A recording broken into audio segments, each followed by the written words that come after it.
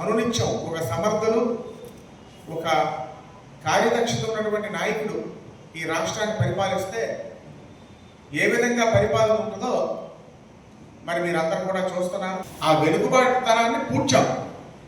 రానున్న రోజుల్లో రేపు బారాది గురించి పూర్తయిపోయాక రానున్న రోజుల్లో అంత కొత్త డెవలప్మెంట్ మీరు చూస్తారని మీకు ఈ సభాముఖంగా తెలియజేసుకుంటూ మరోసారి జాబ్ క్యాలెండర్ ప్రకటించినందుకు కూటమి ప్రభుత్వానికి, ప్రత్యేకించి నారా లోకేష్ గారికి నా హృదయపూర్వక కృతజ్ఞతలు తెలియజేసుకుంటూ, అదేవిధంగా మరి కేంద్ర ప్రభుత్వం యొక్క సహాయ సహకారాలతో రాష్ట్ర ప్రభుత్వం నారా చంద్రబాబు నాయుడు గారి యొక్క కార్యదక్షతతోని, ముందు చూపుతోని, పవన్ కళ్యాణ్ గారి సహకారంతో ఏదైతే రేపు 23వ తారీఖు శంకుస్థాపన జరగబోతుందో ఆర్సెలర్ మిత్తల్ స్టీల్ ప్లాంట్ని, అది ప్రజల్లోకి, సమాజంలోకి దాని విశిష్టతను తెలియజేసే విధంగా ఎన్డీఏ కూటమి పార్టీ శ్రేణులు రానున్న రోజుల్లో కార్యాచరణ రూపొందించాలని, అదేవిధంగా ఇంత మంచి భారీ ప్రాజెక్ట్ని ఉత్తరాంధ్ర ప్రాంతానికి ఇచ్చి ఉత్తరాంధ్ర ప్రాంతానికి లాభం చేకూరే విధంగా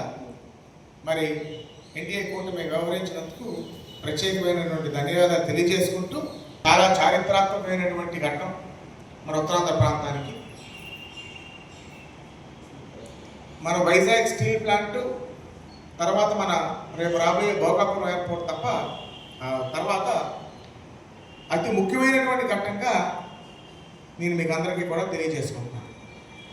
ప్రత్యక్షంగా 25,000 మందికి, పరోక్షంగా మరొక 25,000 మందికి సంస్థగా ఆ స్టీల్ ప్లాంట్ రూపుదిద్దుకోబోతుందన్న విషయం మీకు అందరికీ కూడా తెలియజేసుకుంటున్నాను.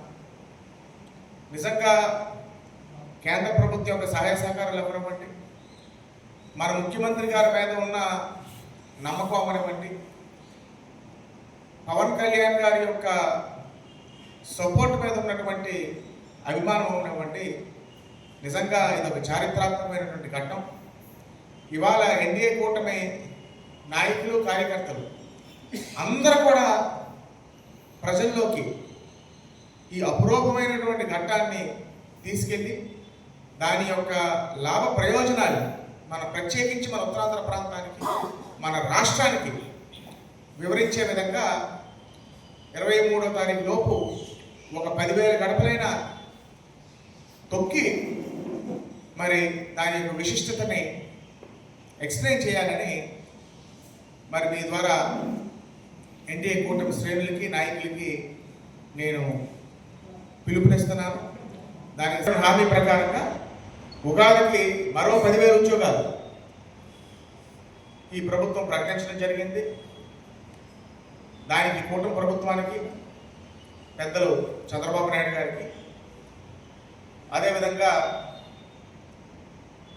మన ఉప ముఖ్యమంత్రి వర్యులు పవన్ కళ్యాణ్ గారికి,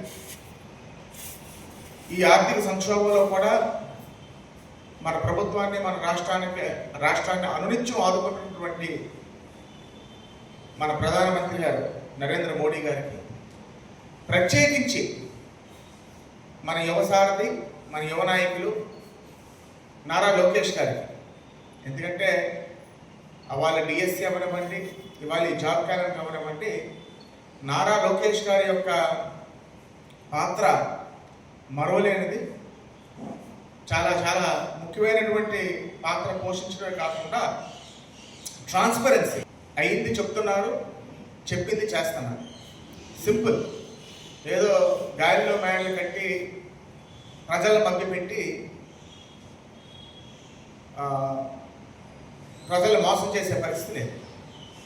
ఈ రాష్ట్ర ప్రజలు కూడా కోరుకున్నది అదే. ఏదైతే 20 లక్షల ఉద్యోగాలు